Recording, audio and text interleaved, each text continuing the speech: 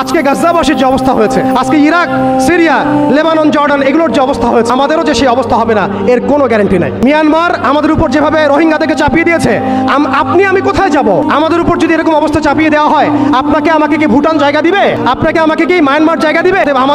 আমাদের এই জমিনে, আমাদের এই সংগ্রাম, আমাদের এই জিহাদ আমাদেরকেই করতে হবে। বাংলাদেশের এই অবস্থায় এখন একটা ইসলামী রাষ্ট্র গঠনের কোনো বিকল্প নাই। আমি চাইলে লক্ষ কোটি মুসলমানকে সেখানে চাপ প্রয়োগ করে পাঠাতে পারতাম যদি আমাদের ইসলামিক রাষ্ট্র থাকতো।